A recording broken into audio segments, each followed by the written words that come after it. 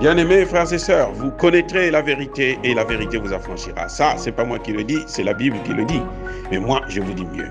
Vous connaîtrez la vérité historique, notamment celle de vos ancêtres kémites, et vous aurez une vision globale de ce que c'est que la vraie souveraineté politique. J'ajoute, vous reviendrez à la spiritualité africaine ancestrale et vous comprendrez les enjeux de l'indépendance économique.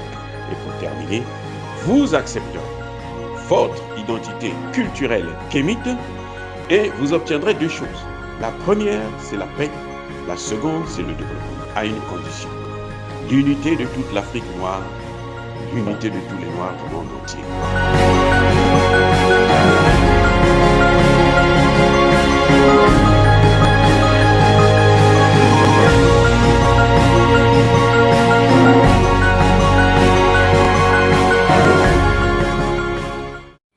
Otep à tous, bienvenue sur la chaîne des panafricanistes par essence, par conviction et par excellence. Celle des citoyens kémites par nécessité et obligation de combat. Nous sommes une chaîne qui n'est guidée que par nos ancêtres et rien que par les ancêtres qui appartiennent à l'égrégore du monde noir. Par conséquent, nous ne croyons en aucun Dieu venu de l'étranger. Toutefois, cette vidéo n'est aucunement destinée à inciter à la haine ou à la violence, car nous menons un combat qui est d'abord et avant tout spirituel. Ensuite, il est politique, géopolitique et géostratégique contre l'impérialisme, le colonialisme, le néocolonialisme et l'endocolonial, qui sont tous qualifiés de crimes contre l'humanité. Nous menons ce combat sur la base du principe fondamental que nous avons hérité de nos ancêtres kémites, qui est celui de la Mahat, c'est-à-dire solidarité, vérité et justice. Vous êtes donc en droit de connaître la vérité et nous avons l'obligation de vous dire la vérité. Rien que la vérité, afin que justice soit rendue au continent africain. Et ça, c'est notre noble contribution dans cette merveilleuse lutte en faveur de la souveraineté, la dignité, la solidarité et l'unité africaine. Ça, c'est ce que nous appelons le panafricanisme. Bien-aimés frères et sœurs, l'ancien président Lula da Silva du Brésil vient d'être réélu au détriment du président sortant Bolsonaro. Mais nous entendons les médias mensonges des Occidentaux que Bolsonaro ne devrait pas reconnaître sa défaite, il devrait contester, il devrait agir parce qu'il y a eu des malversations, il y a eu des tricheries, il y a eu du tripatouillage, quelque chose de ce genre. Ce que je dois vous dire, personnellement, ce que je pense de cette élection, c'est que ça a été la guerre, la bataille entre le camp des Occidentaux, qui est représenté par Bolsonaro, et le camp des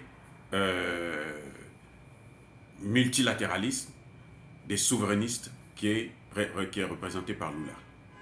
Lula a un penchant vers la Russie, la Chine et les autres pays. Eh bien, n'oubliez pas que nous sommes au Brésil. Donc, Bolsonaro, quand il est venu, il a voulu faire la politique occidentale. C'est ça son problème. Il a voulu faire l'ultralibéralisme, l'excès du bénéfice, l'excès du rapprochement avec l'Occident. Il a travaillé pour les Occidentaux. Pourquoi je dis ça? Vous savez qu'il a ravagé la forêt amazonienne.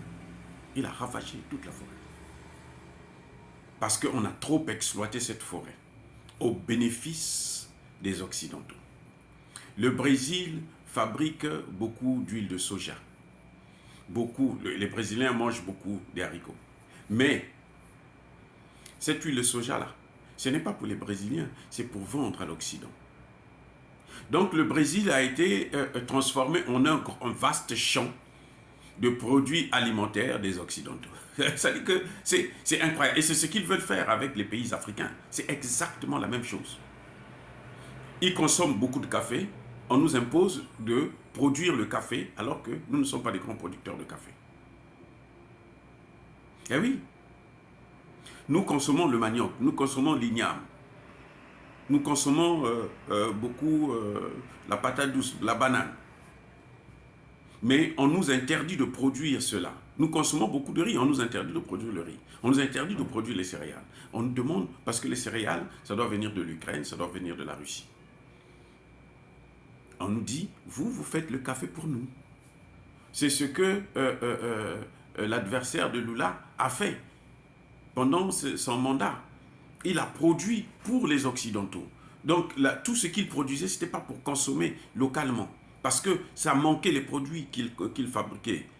La production brésilienne manquait, était absente au Brésil, mais était abondante en Occident. Sous prétexte que les Occidentaux achètent ça et ça rapporte de l'argent. Non. On ne peut pas produire pour l'autre. On produit d'abord pour soi-même. Il faut qu'il y ait autosuffisance alimentaire pour que vous puissiez prendre pour donner à l'autre. C'est ce que les Occidentaux font. Ce qu'ils envoient en Afrique, là, c'est la pourriture. Le poulet, la viande, quand ça a expiré, c'est dépassé, eux-mêmes ils ne consomment plus ça, on envoie en Afrique. Ils l'ont fait avec les vaccins du Covid.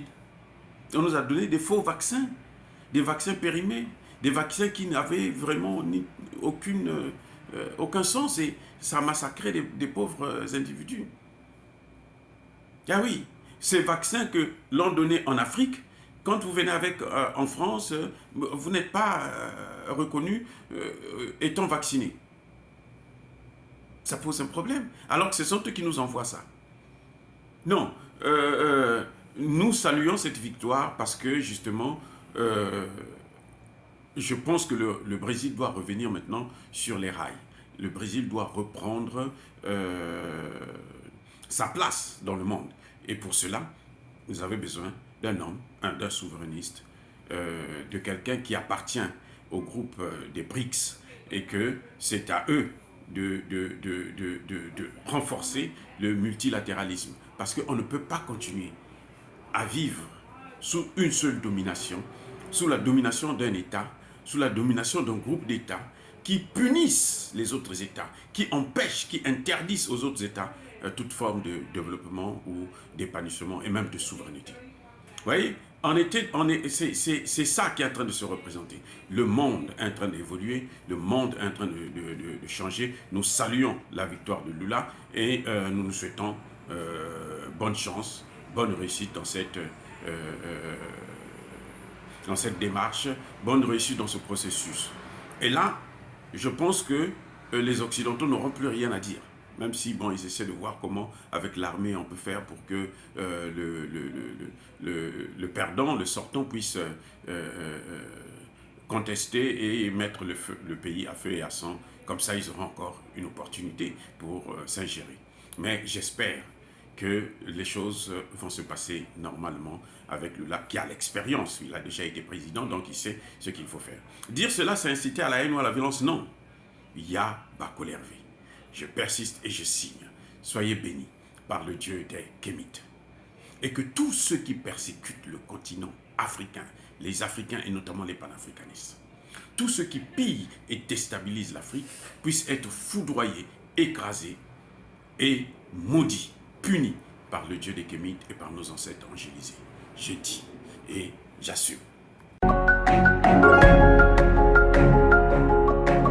Eux, ils marchent par la foi et non par la vue.